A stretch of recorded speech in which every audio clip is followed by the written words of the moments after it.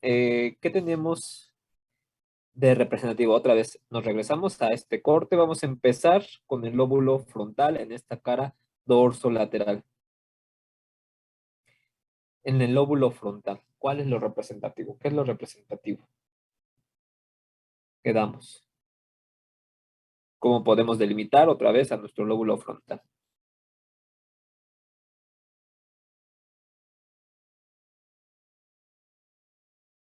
Pues para delimitar el frontal tenemos el surco central o de Rolando, que va pues a dividir el frontal del parietal, y también el surco lateral o de Silvio, que va a separar el frontal del parietal y el temporal. Bueno, del temporal. Ah, ok, perfecto. Entonces tenemos estos dos surcos representativos que nos van a estar delimitando prácticamente a nuestro lóbulo frontal. Aquí lo vamos a cerrar. Vamos a ir de lo posterior a lo anterior. Recuérdenme cómo se llama esta cisura.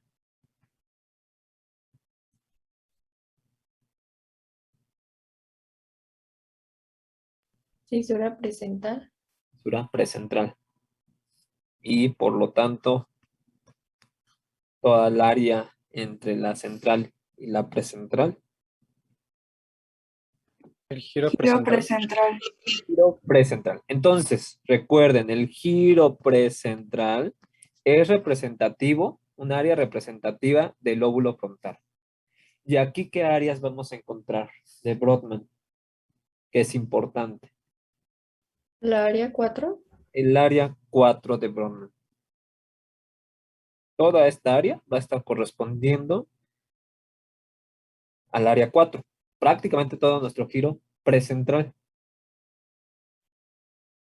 Estas de las áreas, pues sí es importante que se aprendan el número, ¿no? Pero más que el número, porque ustedes no le van a decir al paciente, ay, se encuentra afectada su área 4 de Brodmann. Y pues al médico, pues sí, se lo pueden decir también, ¿no? Pero pues que sepan la importancia. Entonces nos vamos otra vez a esta área, la 4 de Brodmann. ¿Qué función tiene esta área de 4, doctor? Es área motora ¿No? de funciones voluntarias, bueno, movimientos voluntarios. Movimientos voluntarios. Entonces, área, área motora, ¿qué? Primaria, donde se llevan a cabo todos estos movimientos de tipo voluntario. También para la próxima clase, doctores, además de descubrir, checar cómo se descubrieron las áreas de Brodmann, también chequen lo que es el lomofil.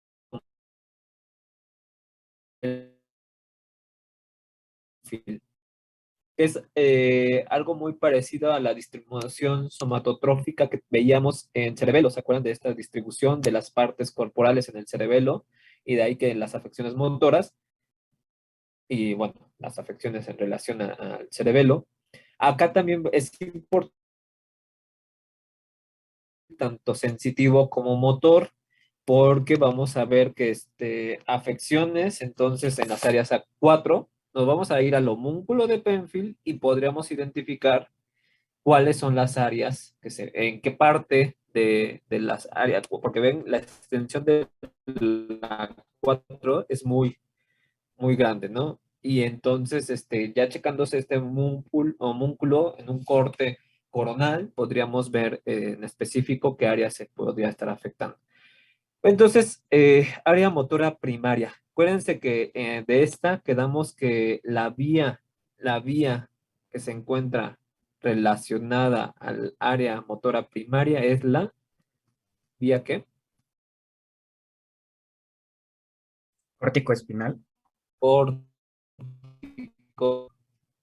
córtico espinal, que va de la corteza motora primaria, del área motora primaria, quiere decir del área espinal, es motoras, movimiento voluntario. Además de la córtico espinal, que nos encarga de los movimientos voluntarios, ¿de qué secciones de nuestro cuerpo, doctores? ¿Qué secciones de nuestro cuerpo?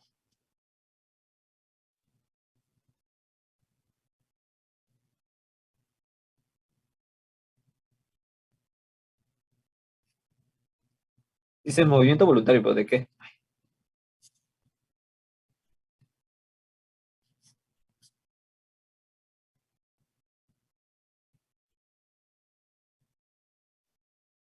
La corticoespinal, doctor Hernández. Era del hemicuerpo contralateral. Exactamente, del hemicuerpo contralateral. Quiere decir, en este caso, que el área motora primaria derecha estaría controlando los movimientos voluntarios de nuestro hemicuerpo izquierdo. Bueno, aquí estamos viendo, yo estoy poniendo izquierdo, pero es el derecho del paciente, pero ahorita vamos nada más izquierdo, ¿no? El hemicuerpo contralateral. ¿Qué pasa con el rostro? ¿Quiénes controlan el movimiento voluntario del rostro, de los músculos del rostro? Doctora Katia. A ver, articular palabras, ¿no? Sería la otra vía, ¿Qué otra vía? córtico-medular. No, no, corticomedular no. Bueno, si va hacia la médula, hacia lo que es el tallo cerebral, pero no es córtico-medular. Córtico nuclear. ¿Sí? La córtico nuclear, que va de la corteza motora, de esta misma corteza motora, doctores, a los núcleos de los pares craneales relacionados con la expresión de los movimientos faciales. ¿Cuáles son esos pares craneales principalmente? El par 7. ¿Y qué otro? El 5. El 5. 5 y 7. Entonces va desde nuestra corteza motora primaria, la área 4 de Brodmann, a los núcleos que se encuentran en el tallo cerebral. Entonces son las dos vías que componen al sistema piramidal. Cuando ustedes oigan en clínico, porque va a ser muy famoso que encuentren en clínico, ahí se encuentra afectada la vía piramidal. No, la vía piramidal no es una vía. Son dos, es un sistema, por eso se le conoce como sistema piramidal. Este sistema piramidal por la vía córtico-espinal que va a estar dando los movimientos voluntarios de prácticamente la mitad de nuestro cuerpo, de nuestro hemicuerpo, pero el rostro va a estar por la córtico nuclear. Ambas provienen de la corteza. ¿De qué parte de la corteza? De la corteza motora. La corteza motora está en la área 4 de Brodmann. ¿En qué giro quedamos? Precentral, ¿no?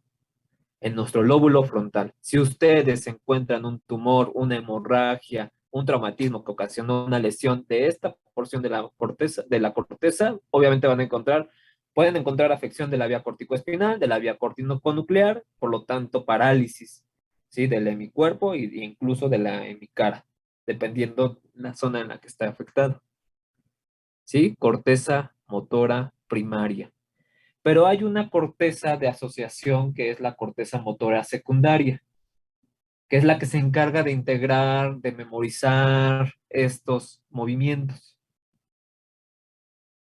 Y además, pues contribuye a ejecución del movimiento, pero pues también ahí es donde se almacena la memoria de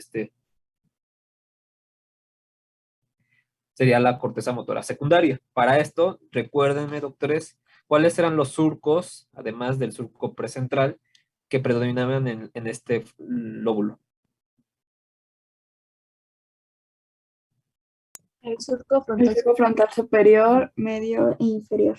No, surco Superior e inferior. superior e inferior nada más, ¿no? De ahí sí venían los giros. Giro frontal superior, giro frontal medio y giro frontal, bueno, acá inferior. Entonces, ¿en dónde me podrían decir que se encuentra el área 6? El área 6 que es la premotora o el área motora secundaria.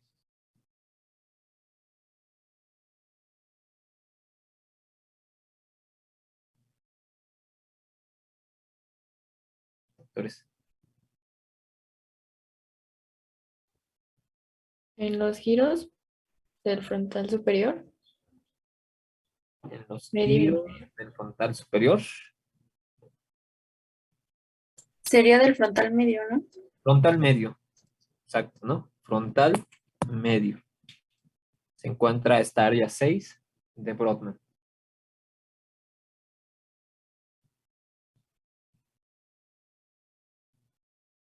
Entonces aquí,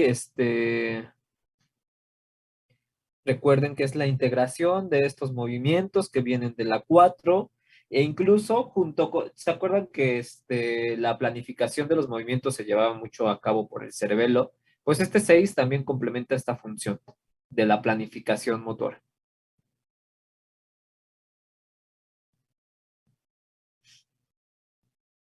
¿Qué otras áreas tenemos, doctores? La 8 y la 9. Ok. Bueno, acá ya vi una cosa, ¿no? Acá está la 8, que es la oculogira, una disculpa. Esta parte, justamente de donde les decía que venía la horizontal y la vertical, de hecho está formando un triángulo, es esta parte triangular, área triangular. Sí, la 8 está acá arriba, que es la oculogira. Está en nuestro giro frontal superior. ¿Y por qué se llamará oculogira? Porque es el movimiento de los ojos, ¿no? Los movimientos, principalmente en un plano que Horizontal. horizontal. El movimiento de los globos oculares en un plano horizontal.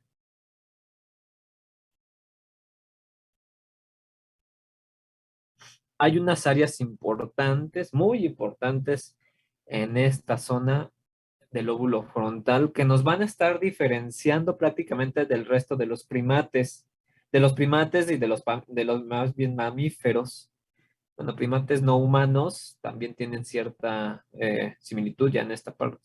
Doctora Gutiérrez, ¿cómo se llama en esta zona?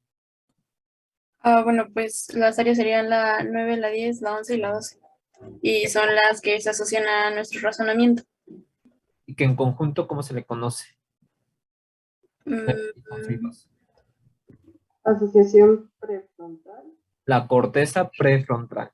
Prefrontal. Corteza prefrontal. Y recuerden que esta corteza es de suma importancia. Prefrontal, que prácticamente está abarcando aquí nuestro polo frontal, prefrontal. 9, 10, 11 y 12. Antes de que se me olvide, doctores, ¿se acuerdan de la actividad que hicimos al inicio del semestre donde iban ustedes tratando de identificar, de describir en un párrafo las funciones que se asociaban al sistema nervioso? Todavía no se les vamos a pedir el final, ¿no? Pero esta ya es una porción intermedia. Entonces, hagan media plantilla, media página, en donde describan las actividades que realizan en la vida diaria, ahorita ya en su casa, con esa nueva normalidad, como sea, ¿no? Identificando todas las cosas que realizan en su día. Una vez identificadas esas actividades, pongan entre paréntesis y dicen, empiezo a platicar con mi hermana, mi hermano. Bueno, las áreas de Brodmann encargadas de la expresión y de la comprensión del lenguaje, pongan cuáles son, ¿no? Luego, pues de que tengo que estudiar para un examen, entonces tengo que empezar a razonar. ¿Cuáles serían las áreas relacionadas al razonamiento y a la memoria, por ejemplo? Entonces, de esta forma vean toda la complejidad que va a llevar, pero se están integrando todas nuestras áreas cerebrales. ¿Sí? Las áreas de Brodmann. Todas, pues prácticamente todas. Traten de hacerlo de manera aleatoria. Se escogerán 3 personas que nos mencionen sobre sus actividades y las áreas de Brodmann que están involucradas. Bueno, entonces 9, 10 y 11. 9, 10 y 11. ¿Qué nos hace de diferente con el resto de las especies? nuestra capacidad de razonamiento y nuestro juicio moral. Razonamiento. Esto del juicio, un ejemplo, doctora, Lo que está bien y lo que está mal. por ejemplo. ¿O a qué se refería? No, sí, que me pongo un ejemplo, no sé, sí le entiendo, ¿no? Discernir entre lo que está bien y lo que está mal, pero para mí lo que puede estar bien, para ustedes puede estar mal, y viceversa. Pues, por ejemplo, robar, ¿no? Es un juicio moral que uno tiene y sabe que robar es incorrecto. Probar es incorrecto. Y si le dijera que en las personas que padecen demencia, pierden el juicio y no se caracteriza por robar.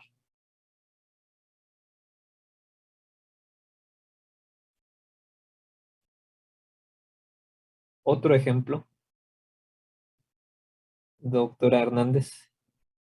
Bueno, es que no me acuerdo si lo que, a ver cómo lo voy a plantear bien, pero si no me equivoco es que nosotros como humanos, bueno, como seres humanos podríamos, tenemos la capacidad de matar, decidir si matar y también el deseo sexual, o sea, no hacerlo, eh, tener relaciones sexuales porque lo decidamos y no por el instinto de reproducción. De acuerdo, entonces, un ejemplo. Ah, ay, no sé, como los perros. No, no, no, en nosotros, ¿no? Un ejemplo del juicio en nosotros. A ver, doctora Gutiérrez. Creo que también hace referencia a la abstracción, ¿no? Nosotros entendemos conceptos abstractos como lo es el amor y los animales, ¿no? Del todo, bueno, ¿Cómo no. no? No, sí, cómo no. O sea, sí, pero no. O sea, entendemos conceptos abstractos. A lo mejor no doy un ejemplo de un concepto abstracto, pero también eso es parte del razonamiento, ¿no? Sí, parte de la abstracción, tiene razón. Doctor Carpio. No sé si tenga que ver también racionamiento ante problemas. No sé, el ejemplo en el que pienso es en, por ejemplo, yo de niño tenía como que como una bola y tenía varios como orificios con diferentes, como diferentes figuras. Uno era un cuadrado, uno era una estrella y un rectángulo, ¿no?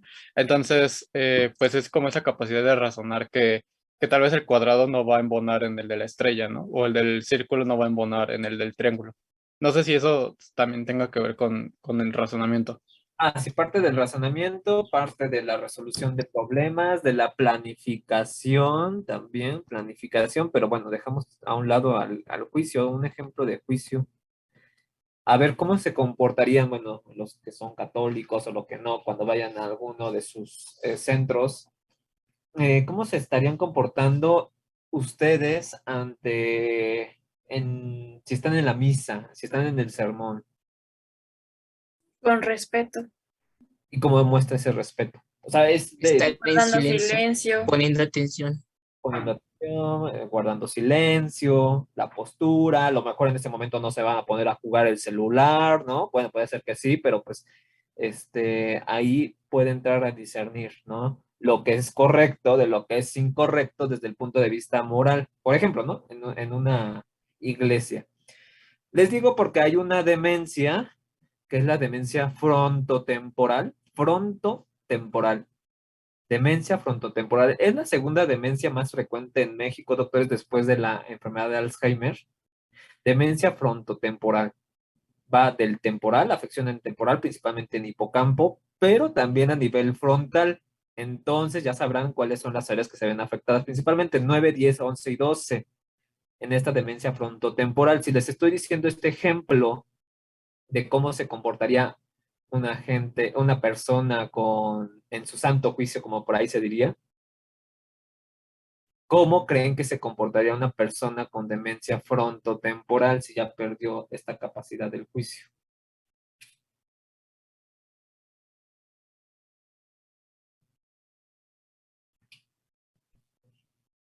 Doctores, ¿cómo creen? De Es el, manera respetuosa. No guardaría silencio, no tendría la postura adecuada, estaría jugando, distraído, incluso sería grosero. podría estar grosero. Las personas, por ejemplo, con demencia frontotemporal, que pierden esta capacidad del juicio, se han mostrado casos, pacientes, ¿no? Anécdotas de familiares. Por ejemplo, ¿no? Si están en la misa, incluso suelen ser exhibicionistas, entonces se podrían desvestir en público, incluso en una iglesia, por ejemplo, y ahí ya perdería, ¿no? Todo el sentido de cómo se debe de comportar en este ámbito. Entonces, podría ser un ejemplo, ¿no? De que se empiece a desvestir en público en la iglesia o a empezar a gritar en la iglesia y empezar a decir groserías, ¿no? Que, ¿cómo se le llama este término de decir groserías? Coprolalia, que también es muy común en estas pacientes y en una enfermedad que se relaciona con trastornos del movimiento que ya después veremos. ¿Sí quedó claro, doctores? Planeación. Un ejemplo de planeación. Todos estos vean que son aspectos muy relacionados a la cognición. Sí, doctora Gutiérrez. Pues es realmente planear nuestras acciones, ¿no? O bueno, lo que vamos a hacer. Por ejemplo, terminando la clase, yo estoy planeando entrar a mi otra clase, ¿no? Entonces, para eso tengo que hacer, o sea, tengo ciertas actividades que hacer antes de hacer, bueno, de tener como mi objetivo. Ok, entonces poder ustedes estar identificando, estratificando prioridades, poder ustedes organizarse a través del tiempo, eso tienen que hacerlo, doctores, porque veo alumnos de posgrado todavía que no se saben organizar en sus tiempos, planificar sus tiempos, planifiquen de acuerdo a sus prioridades. Bueno, entonces estos son algunos de los ejemplos relacionados a 9, 10, 11 y 12. Van juntitos, de la 9 a la 12 de área de Brodmann, área prefrontal. Espero que con esta parte no se les olvide que es corteza que nos diferencia de otras especies. Y acá, en nuestra zona triangular, en nuestro lobulillo triangular, a través de nuestra rama vertical y horizontal, tenemos unas áreas muy importantes. ¿Cómo se llaman estas áreas? Son la 44 y 45 o área de Broca, ¿no? 44 y 45. ¿Qué importancia tienen estas áreas 44 y 45? Para el lenguaje escrito. ¿El lenguaje escrito solamente?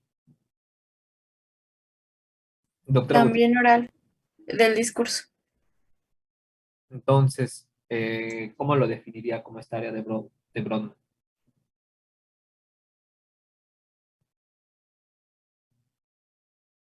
Doctora Hernández. Como respuestas verbales. Poder emitir, ¿no? Emitir una expresión oral, principalmente. No va a ser lo mismo, doctores. No es lo mismo decir que comprender. Entonces, luego suele haber confusión entre lo que se conoce la afasia de Broca con la afasia de Wernicke, que ahorita veremos esa área. Bueno, si no la alcanzamos a ver hoy, ya la veremos. Nada más les adelanto, ¿no? Una mnemotecnia que se pueden utilizar aquí es que termina Wernicke. Y lo pueden decir Wernicke, ¿qué, no? ¿Qué me dices? No te entiendo. No te entiendo lo que me estás diciendo. Mientras que en Broca, en una afasia de Broca, es no te puedo emitir el mensaje. Chequen entonces con Broca, quién fue Broca y cómo identificó que tenía afección un paciente que él estuvo tratando. Que lo trataban como loco, ¿eh? Lo trataban ya como una persona psiquiátrica que estaba loca porque nada más pronunciaba ciertas palabras. Decía, pues ya, está demente. Chequen la historia de Broca, de Wernicke, de Brodmann, de otras anécdotas que hay en relación a la funcionalidad de las áreas de Brodmann. Bueno, entonces, ¿cómo podríamos estar definiendo una afasia?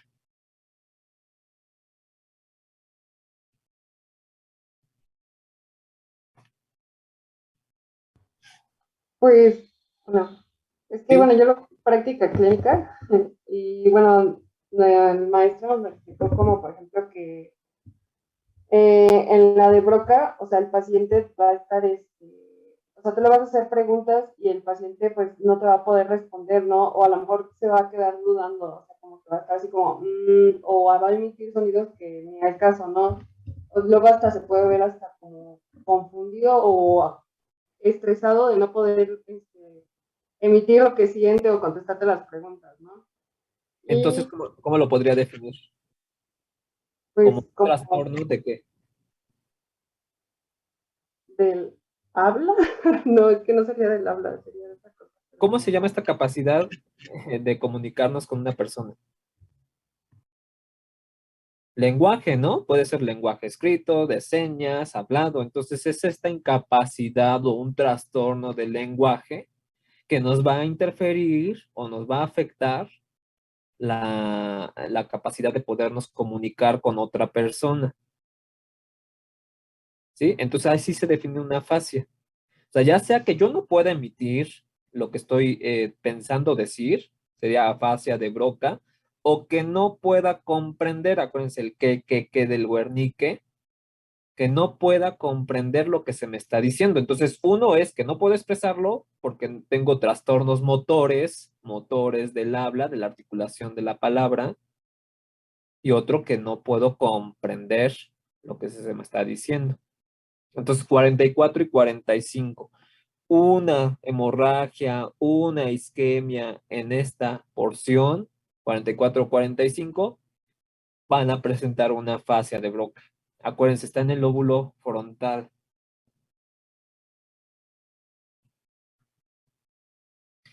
Si además de la afasia de Broca presentan también la afasia de Wernicke, entonces se le va a conocer como una afasia global, porque está interfiriendo tanto con la emisión del lenguaje como la comprensión de este lenguaje. Afasia global. Ya veremos dónde está la de Wernicke.